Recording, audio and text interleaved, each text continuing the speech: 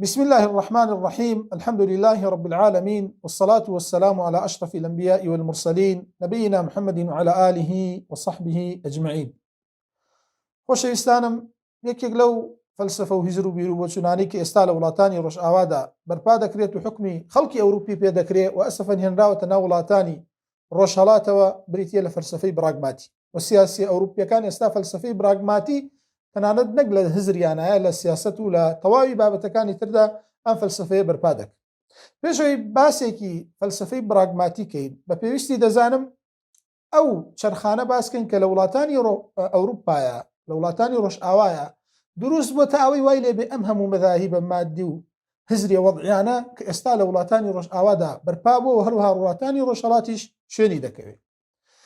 سەرەتا ئەگەر لە چەرخی چوونی ناو دیانەتی نەسرانیەت، طبعاً پێش نەسرانیەت چەندین دینی وەک وەثنیەت و دینەکانی تر هەبووە، بەڵام لێەوە باسی دەکەین چکە لێەوە ئێستا ماوەتەوە و هەروەها سیادەی مطلقی هەیە بەسەر وڵاتانی ڕۆژئاواوە بریتیە لە سەرەتای دروستبوونی و هاتنی دینی نەسرانیەت. چەرخی یەکەم بریتیە لە بڵاوبوونەوەی دینی نەسرانیەت لە وڵاتانی ڕۆژئاوا.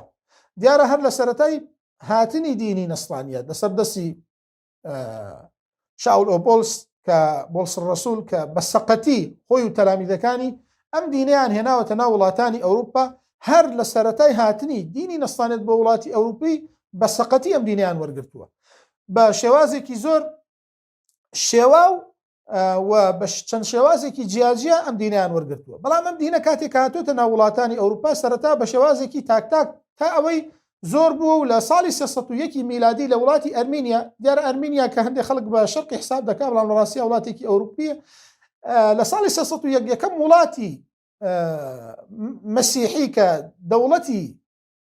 دەوڵەتی سیاسیەکەی خۆی لەسەر ئەساسی مەسیحیەت و نەسرانیەت بەرپا کردبێ و دینی نەسرانیەتی کردبێتە حکمڕانی خۆی بریتی بۆ لە ئەرمینیا لە ساڵی 301. دوایەوە جۆرجیا، ئەمجا ئەثیوبیا، ئەمجا دوایەوە ڕۆما و باقی وڵاتانی تر ئەوان لە ساڵی 370 بۆ ساڵی 390 کە بە تەواوی بەشێک لە وڵاتانی ئەوروپا دواتر نابەنا وڵات بەسەر وڵات دروست دەبوو کە دیانەتی نەسرانیان دەکردە پەیڕەوی یاسا و حکمڕانی و شەریعەتی خۆیان.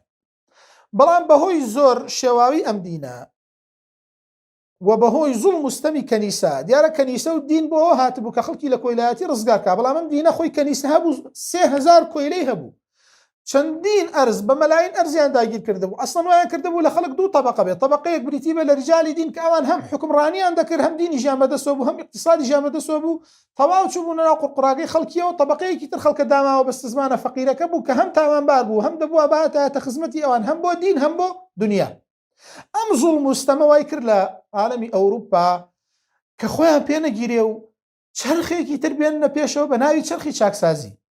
دیارە چەندین ثەورە لەوە پێشکراوە، بەڵام ئەو ثەورەی کە تەواو مەثەلەن زاڵ بوو بۆتە هۆکاری گۆڕانکاریەکی سەرتاسەری لە دیانەتی نەسرانیات کە حتا مذهبی کاتۆلیکی و پرۆتستانی تەواو چڕ کردەوە لە خلاف و ناکۆکی بەرامبەر یەک، بریتی بوو لە ثەورەی چاکسازی و دروستبوونی عەسری ئیسلاحی دینی کە لەسەر دەستی مارتن لۆثەر لە ساڵی 1570 تا 1570 تا ساڵی 1546، دوایەوە کالڤن تا ساڵی 1564 کە تەڵەبەی بوو لەسەر دەستی ئەو خۆی و تەڵەبەکانی بەو شێوازە هەستاون بە داواکردنی چەندین چاکسازی کە دەبێت لە دینی نەسرانی تا بکرێت کە بە هیچ شێوازی قابلی قبول نییە، کە ئەگەر سەیری کەی بە ئینسافەوە ئەو چاکسازیانی کە لەو ڕۆژگارە ئەوان داوایان کردووە هەمووی چاولێکەری بۆ لە وڵاتانی ئیسلامی.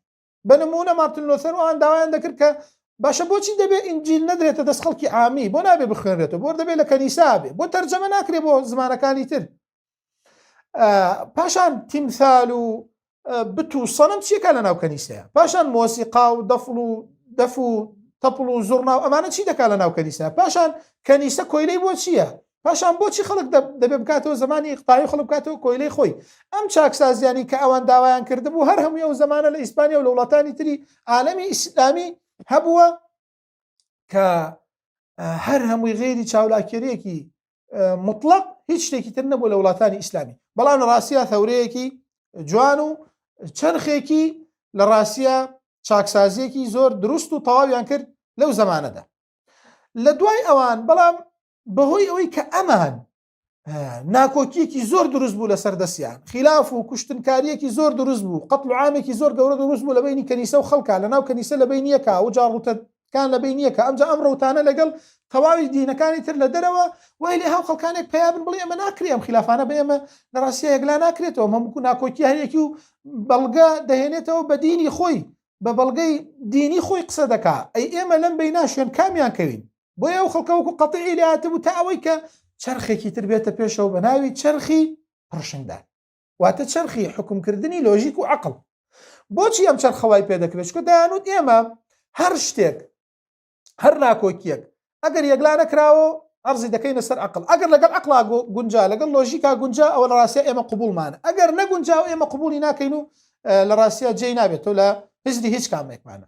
دیارە ئەم چرخە لە ساڵی 1690 بۆ ساڵی 1930 لەو زەمانە بە تەواوی واقعەکەی گۆڕی و بە تەواوی عەسری دینی وەلاهوتێتی کرد بە عەسری بیرکردنەوە و عەسری بەهۆشداچوون و وەرنەگرتنی دین لە هەموو شتێکە. دین یەکلا نەرابوو بە تەواوی، بەڵام هەچ بابەتێک ئەگەر لەگەڵ عەقڵا نەگونجایە یەکلایان دەکردەوە بەهۆی عەقڵ و عەقلیان پێش دەخست بەسەر دینە، کە ئەمیش ڕینیە دیکارت و هەروەها جان جاک رووسو و هەروەها فرانسۆ بیکۆن و بەشێکی تر لە مفەکرە ئەوروپیەکان، فەیلسوفە ئەوروپیەکان ئەم مەذهبەیان تەبەنی کردو و هەروەها ڕوادی ئەم چرخە بوون.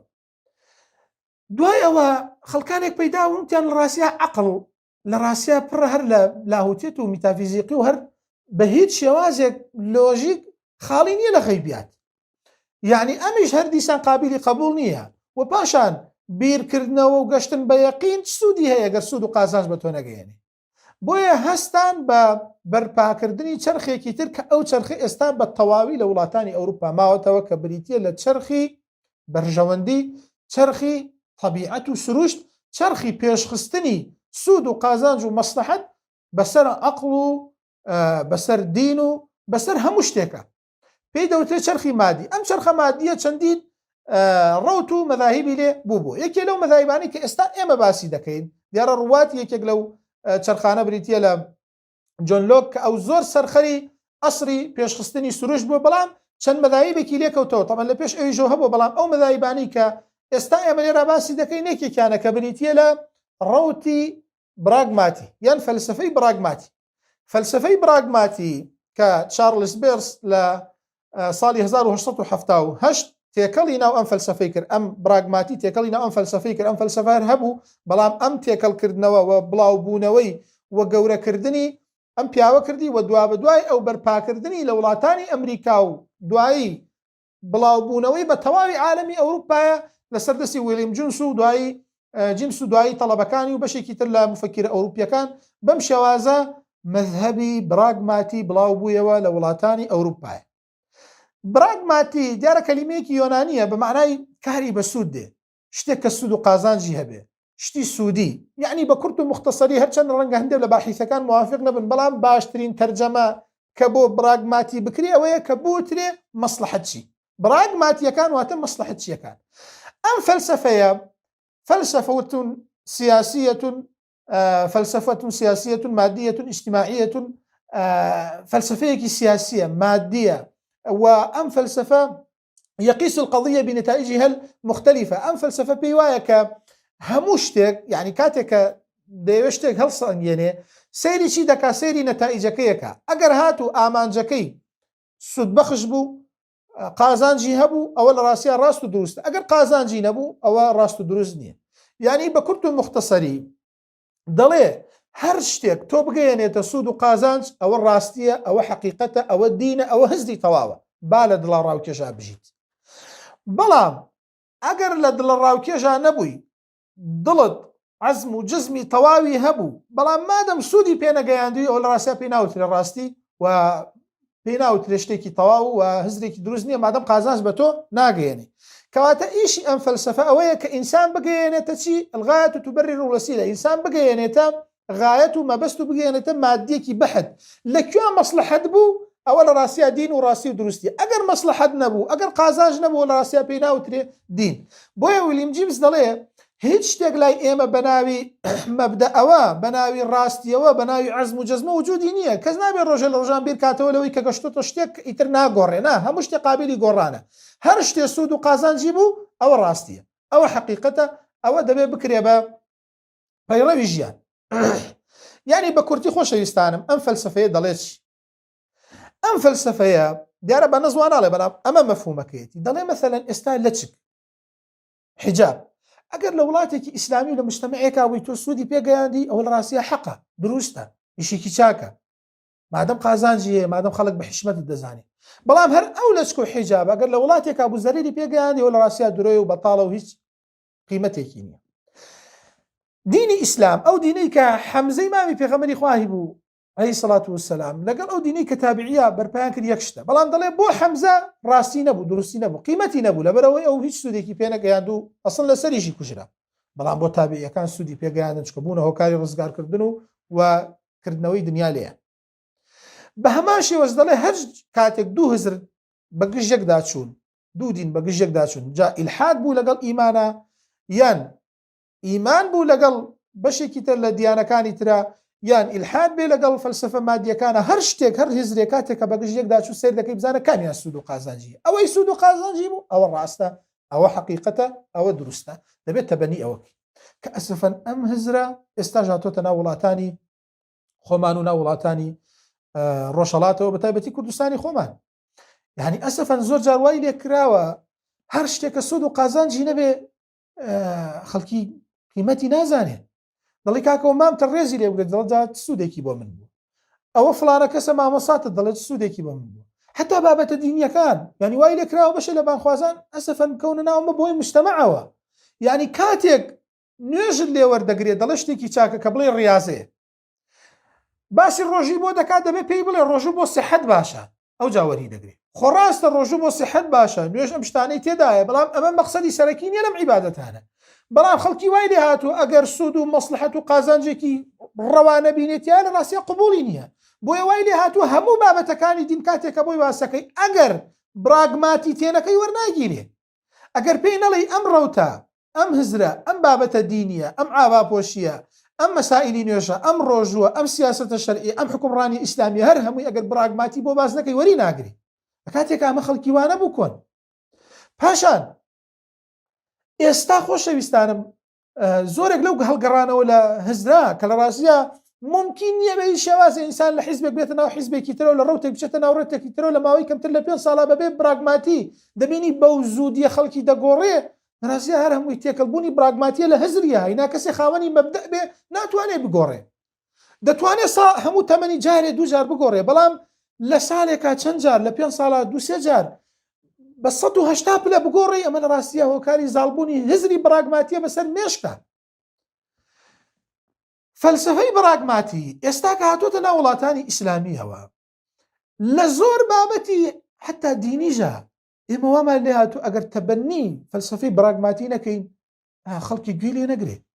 کامە کێشەکەیە ئەمە وای کردووە لە خەڵک کە لە ڕاستیە دینی نەوێ باسی ڕوتێکی چاکی بۆ دەکەی لە دینە دڵش قازانجێکیە، باسی ئیسلامی بۆ دەکەی دەڵێ تۆ پێم بڵێ سوودی ئیسلام چێ بۆ مرۆڤایەتی، تۆ پێم بڵێ سوودی قورئان چێ بۆ مرۆڤایەتی، محەممەد صلی الله عليه وسلم عەدەڵات چی کردو بۆ مرۆڤایەتی، ئەم چی کردو و سوودی چیە و بۆچی باش، ئەمە هەمووی پێی دەوترێ فەلسفەی براگماتیک. ئێستا تەواو هزری وڵاتانی ڕۆژهەڵات و ڕۆژئاوایی داپۆشیوە. جوانتر تێبگەین لە هزری براگماتی خۆشەویستانم لە هزرە وەکو ڕەئسمالی وایە لە ئیقتصادە. یعنی ڕەئسمالی سەرمایەدارەکان چۆن لە ئیقتصادا پێیان وایە مهم ئەوەیە تۆ کۆ بکەیتەوە، مهم ئەوەیە تۆ بگەیتە ئەنجامی کۆکردنەوەی پارە. بەڵام ئیسلام ڕەچاوی مەسلحەتی فرد ناکە، ئیسلام ڕەچاوی مەسلحەتی مجتەمع دەکا.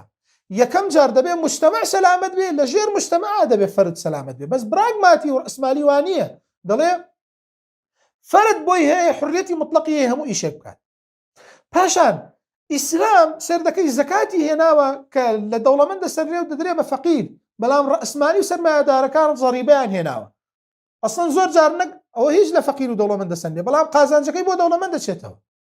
لە لای سەرمایەدارەکان دەڵێ مهم ئەوەیە کە شتێک کۆ بکرێتەوە و بە قازانجێک بفرۆشرێ، ئیتر خەڵکی زەرەرەکە مشکل نییە. و تەنها لە زمانێکی کاتیە خەڵک بۆی هەیە خزمەت بکە و بۆی هەیە بازار قۆڕخکە و پێی وایە هەر شتێک سوود و قازانجی هەبوو ئەوە لە ڕاستیا دەکرێت بکرێ بە ماڵ و بفرۆشێ بەڵام ئیسلام وانە ئیسلام شتێک کە سوودی هەبێ ئەگەر زەرەری بۆ خەڵکێکی تر هەبێ نابێ بهێنرێت تلیاک سوودی بۆ مجتەمەعێک هەیە بۆ کەسایەتێک و بۆ حیزبێک هەیە بەڵام زەرەری هەبێ بۆ تەواوی مجتەمەع نابێ بهێنرێت بۆیە لە ڕاستیا فەلسفەی براگماتی ئێستا داخلی ناو دیموقراتیەتی عالەمی ئەوروپا بووە دیموقراتیت خۆشەویستانم لەگەڵ براگماتی ئازانی وەک چی وایە ئێوە گەر لە کتێبا بخوێنەوە دەبینن خەڵکێکی زۆر کە پێی گەشتون دەبینن هەمووتان دەزانن بیستوتانە کە کاتی خۆی خەڵکانێک خوڕمەیان دروست دەکرد و دەیان کرد بەخوا و کە برسیان دەبوو دەیان خوارد خوڕمەیان دروست دەکرد خورما لە خورما بتیان دروست دەکرد ئەم بتە کە بە خورما دروست کرا بوو کە برسیان بخوا بوو دەیان پەرست بەڵام کە برسیان بوو دەیان خوارد ئێستا هەزری دیموقراتی و براگماتی ئەمە ئیشێتی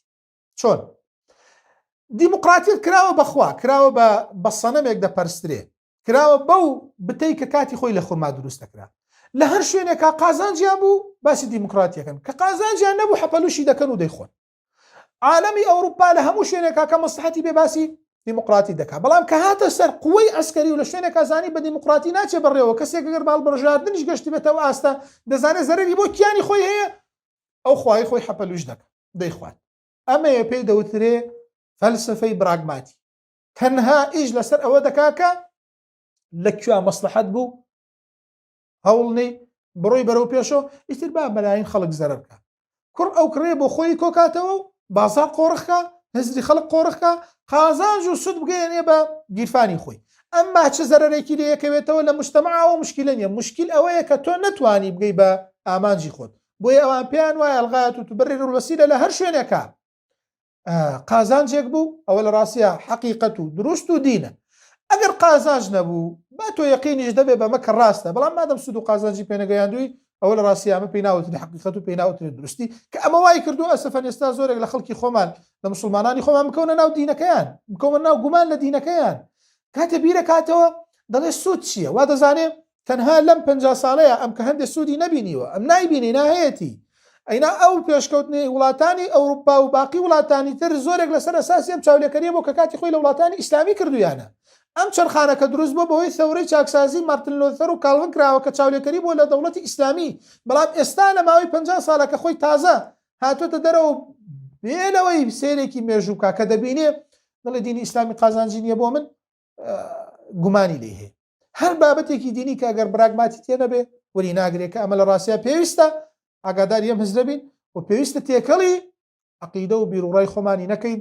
چونکە دینی ئیسلام لەسەر ئەساسی مەسلحەتی مجتەمەع و مەسلحەتی مجتەمەعیش لە ژێرەیە مەسلحەتی فەرد و مەسلحەتی هەردووکیژیان ڕەبتە بە مەسلحەتی ئوخرەویەوە کە بەو شێوازە هەم خەڵکی سەلامەت دەبێ هەم خەڵکی سودمەند دەبێ و هەم هیچ کەسێکیش قۆڕخکاری نایە بەسەریە وصلى الله وسلم على محمد وعلى آله وصحبه أجمعين.